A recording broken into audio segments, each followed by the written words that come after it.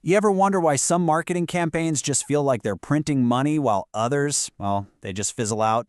The secret, so often, lies in this powerful framework called the conversion funnel. So today, we are breaking down that exact blueprint for turning casual browsers into your most loyal customers. So let's just get real for a second. Think about your own marketing. Are you creating a clear, direct path for your customers? A superhighway that goes straight to a purchase? Or does it feel more like a confusing maze, where potential buyers get totally lost and just give up? That difference is everything, and it all comes down to having a well-designed funnel. And when we say marketing funnel, don't just picture some static diagram from a textbook. Think of it more as a strategic system. It's a way for you to visualize the exact journey a customer takes so you can methodically guide them step by step from that very first glance to the final purchase. You see, that journey isn't random at all. It actually follows a pretty predictable path. It all starts with awareness. That's them just finding out you exist. Then it deepens into interest and consideration as they start really weighing their options. And finally, you get intent and evaluation right before the purchase. Now, each one of these steps requires a totally different approach from you, and mastering that flow is the key. Okay, so how do we actually build this thing? How do we go from a theoretical diagram to a real, powerful pathway that actually drives results? Right here. This is the single biggest mistake people make. They try to build a funnel for everyone, and it just doesn't work. A truly effective funnel speaks to a specific person who has a specific problem. If you don't know exactly who you're talking to, your message is just going to be noise. This is how you match your content to where your customer is at mentally.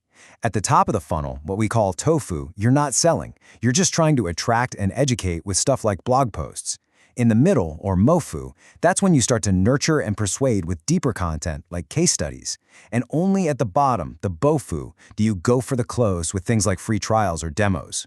It's all about the right message at the right time. Okay, so you've built the path. Your content is all aligned. But how do you know if it's actually working? Well, now you have to become a bit of a detective, learning to read all those digital signs and turn clicks into actual clues. And this number right here, this is exactly why being a detective is so critical. Think about this for a second. It's not uncommon for 97% of the people who enter your funnel to leave before they ever buy anything. 97%! Your entire job is to figure out where they're leaving and why.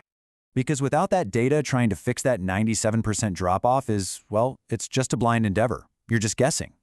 Reliable metrics are the only compass you have to guide your decisions and turn that guesswork into a real strategy. So, what are the right signs to look for? Well, at the top, it's all about broad metrics like traffic and your overall reach. In the middle, it gets more specific. Are people actually engaging? How long are they sticking around? And at the bottom, it really just comes down to two things: your conversion rate and how much it costs you to get each customer. These are the numbers that show you where the leaks are. And this brings us to the most exciting part. This is where we take our static funnel and we turn it into this dynamic, self-improving engine for growth. And we do that through continuous optimization.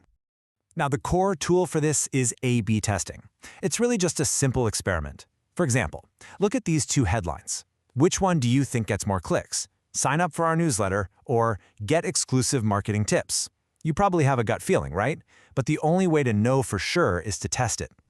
And this applies to everything, even the tiny little details. I mean, the color of a button might seem trivial, but changing it from blue to green could have a huge impact on your results. You'll never know unless you test.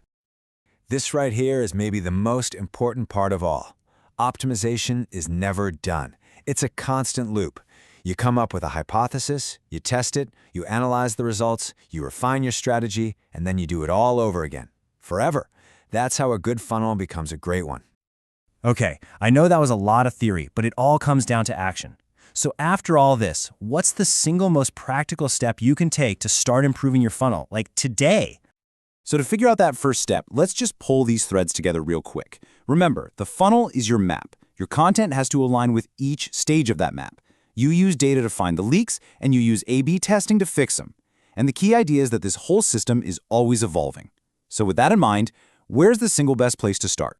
Well, while there are a ton of places you could test, one of the most absolutely critical parts of any funnel is the landing page.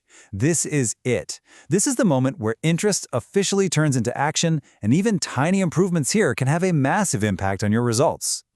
And to help you nail that critical first step, we've put together a free, practical guide just for you. It's called How to Craft Effortless Landing Pages for Your Funnels, and it is packed with tips you can use today. The download link is waiting for you in the description. Go turn that maze into a superhighway.